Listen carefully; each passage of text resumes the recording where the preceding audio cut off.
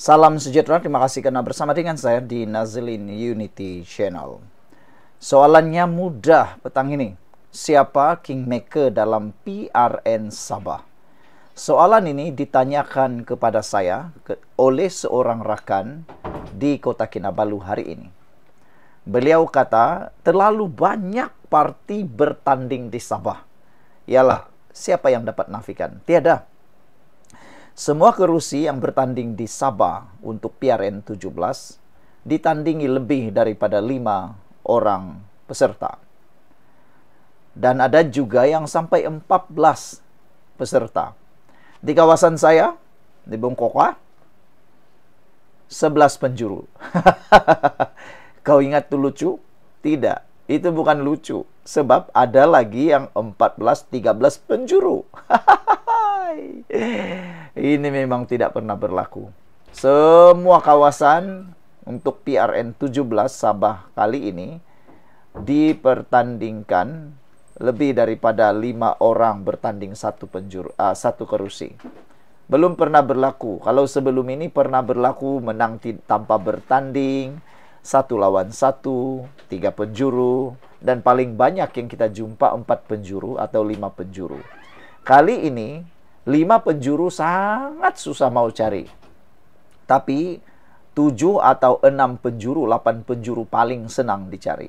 Itu sebabnya timbul persoalan siapa kingmaker dalam pilihan raya negeri Sabah kali ini. Kingmaker bermaksud siapa yang boleh menentukan kerajaan selepas pilihan raya negeri Sabah. Baiklah, saya berikan apa yang saya fikir boleh berlaku.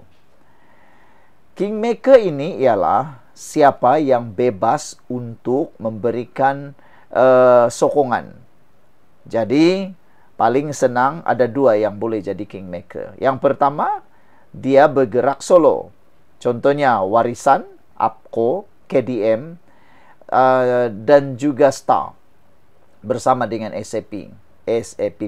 Ada lagi parti-parti kecil yang lain seperti PIS, gabungan GAS, Gemilang Anak Sabah, dan banyak lagi lah parti-parti yang sendiri. Tetapi parti-parti yang kecil itu belum tentulah boleh menang 1 kerusi atau 2 kerusi atau sebagainya. Tetapi untuk parti-parti yang lain seperti Warisan, STA, SAPP, dan KDM, mereka semua ini bertanding atas kapasiti yang besar. Warisan saja bertanding 73 kerusi kalau saya tak silap, semua kerusi dia tandingi. Jadi, boleh kata dia bukan kingmaker sebab dia menyertai banyak kerusi. Membentuk kerajaan ditentukan oleh siapa ataupun berapa yang mau sanggup simpan masuk di sana. Jadi oleh sebab itulah, saya pikir kingmaker dalam pilihan raya negeri Sabah ini ada 3 sahaja. 3 lah. Kalau Anda tak puas hati, kamu pilihlah kingmaker kamu sendiri. Tak apa, jangan kau marah dengan aku. Kau tolong tulis dalam ruangan komen siapa kingmaker yang Anda rasa boleh jadi di Sabah, pilihan raya negeri Sabah. Oke, jadi ini pilihan kingmaker saya. Yang pertama ialah Parti Bebas. Anda mungkin kata Parti Bebas tak boleh membentuk kerajaan. Parti Bebas tak perlulah diundi. Gelombang hitam itu tak perlulah diundi, kata Anda. Gelombang itu tidak ada apa faedah. Itu mungkin kata Anda. Tapi saya selaku penganalisis politik bebas, saya harus berpijak dengan adil. Saya mengatakan bahwa Parti Bebas berpotensi menjadi kingmaker dalam pilihan raya negeri Sabah membentuk kerajaan selepas pilihan raya ini. Kenapa? Pertama, Parti Bebas dia tidak terikat oleh sesiapa. Dia bebas memilih mana yang dia mahu. Silap-silap hari bulan, kalau saya tak silap, mereka ini tidak boleh dikenakan tindakan anti lompat parti. Sebab mereka tidak ada gabungan, mereka hanya berdiri bebas. Jadi dia bebas mau pilih siapa yang dia mau. Kalau dia mau pilih ini, dia pilihlah. Kalau dia mau pilih itu, dia pilihlah. Soal peruntukan pula, itu bukan masalah. Parti Bebas ini, oleh kerana dia bebas untuk mahu menentukan siapa yang dia sokong membentuk kerajaan, hak dia untuk mendapatkan peruntukan itu sama. Dan paling penting, terjamin peruntukan dia. Cuma satu masalahnya untuk parti bebas ini adalah potensi untuk menang. Susah untuk menang sebab mereka tidak disokong oleh mana-mana parti politik. Dari segi dana, mereka tidak dapat sokongan dana daripada parti politik yang besar-besar, yang kaya-kaya. Tapi kalau parti itu kuat, ataupun calon itu kuat, mempunyai dana politik sendiri, saya rasa orang itu boleh menang. Contoh yang paling mudah, ada 3 sekarang ini calon bebas yang sangat berpotensi menang. Ini di kawasan saya lah, dekat dengan saya, yang paling terkenal. Yang pertama, Datuk Verdon Bahanda. Beliau bertanding calon bebas di Tanjung Kapur Kudat. Tanjung Kapur. Dan ramai yang meramalkan beliau boleh menang. Sebab walaupun dia tidak bertanding atas tiket parti yang besar, ada yang kata dia tidak ada dana, tapi Verdon Bahanda sudah membuktikan dia menang dengan tiket bebas dalam Parlimen Kudat. Jadi kalau dia menang di Adun, di Dewan Undangan Negeri Tanjung Kapur, sudah ada satu calon bebas yang boleh menentukan jadi kingmaker. Itu pertama, Verdon Bahanda. Yang kedua, ialah calon daripada Bandau, yaitu Datuk Maijul Mahab. Beliau kecewa selepas tidak disenaraikan sebagai calon GRS. Beliau telah pun boleh kata dicantas oleh calon daripada GRS yang lain. Jadi ini menyebabkan beliau bertanding atas tiket bebas. Saya melihat Datuk Maijul ataupun dia boleh menang di Dewan Undangan Negeri Bandau kerana beliau sudah bermula lebih awal memperkenalkan dirinya, membentuk kekuatan, membentuk akar umbi dan jentera di Dewan Undangan Negeri Bandau. Tapi selepas dia tidak dicalonkan, ini menunjukkan dia tidak dicalonkan, akhirnya dia bertanding atas tiket bebas. Jadi ada potensi dia menang dalam pertandingan pilihan raya di Dewan Undangan Negeri Bandau. Kalau dia menang, 2 sudah kerusi daripada parti bebas. Ketiga, yang paling hot sekali ialah apabila penyandang YB, penyandang kerusi untuk Dewan Undangan Negeri Pintasan, yaitu Datuk Fairuz. Beliau daripada GRS tetapi telah tersingkir daripada senarai pencalonan. GRS di Pintasan, Dewan Undangan Negeri Pintasan, dan calon yang dinaikkan ialah siapa? Panglima siapa pula nama dia, lupa pula. Kenapalah saya lupa pula nama dia itu. Pendekar Amin, Haji Mulia. Amin, Pendekar Amin.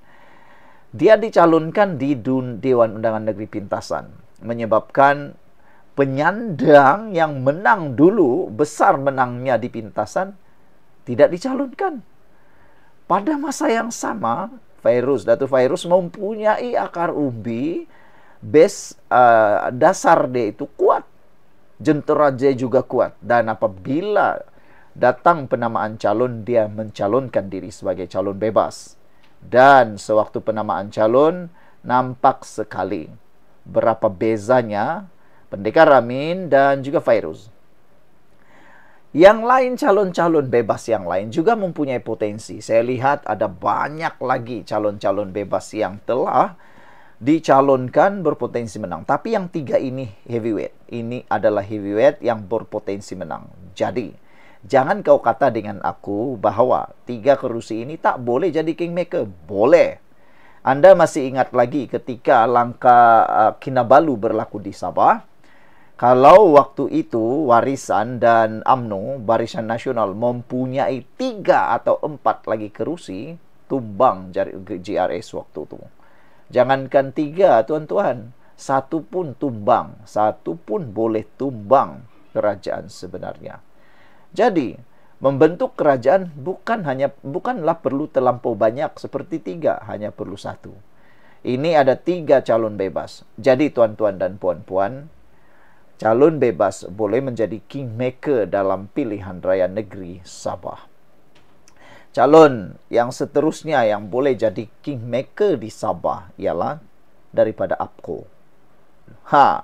Macam mana itu boleh jadi? Sebab APCO mempunyai kekuatan. Ewan Benedict, beliau sudah menunjukkan kesungguhannya, sanggup keluar daripada Pakatan Harapan, meninggalkan dengan tanda petik kemewahan dalam Pakatan Harapan, bertanding dengan Solo secara Solo sebagai parti yang tidak bekerja sama dengan Parti Malaya. Jadi dengan itu banyak yang mengatakan ini idea dari kawan. Ramai yang menyatakan bahwa APCO akan jadi kingmaker dalam pilihan raya negeri Sabah. Kerana mereka mampu boleh memilih siapa yang mahu mereka undi menjadi kerajaan. Sama ada GRS, Barisan Nasional, ataupun warisan. Habis warisan kan banyak parti politik, kerusi dia tanding. Jadi yang akan mencukupkan kerusi-kerusi yang tidak cukup itu adalah parti-parti sepihan yang kecil. Itu APCO. Dan parti yang boleh jadi kingmaker yang seterusnya adalah kingmaker yang paling licik. Kenapa kita katakan dia paling licik? Sebab parti ini terbukti survivalnya luar biasa. Daripada pilihan-pilihan raya yang lepas sampailah pilihan raya yang baru-baru nih, dia survive. Walaupun dia kecil bilangan kerusinya, tapi dia mampu menjadi timbalan Ketua Menteri Sabah. Siapa lagi kalau bukan Partista yang selama ini dianggap kecil tapi mampu menjadi kingmaker. Boleh menjadi ulangan semula. Partista boleh mengulangi kejadian sebagai kingmaker dalam pilihan raya dalam membentuk kerajaan di Sabah. Walaupun dia sikit, walaupun dia kecil, tapi dia mampu membentuk kerajaan. Jadi tuan-tuan dan puan-puan, itu pendapat saya. Apa pula pendapat Anda semua? Jangan lupa tinggalkan komen Anda. Kalau Anda tak suka, tinggalkan komen. Kalau Anda suka, share video ini. Kita jumpa lagi. Bye-bye.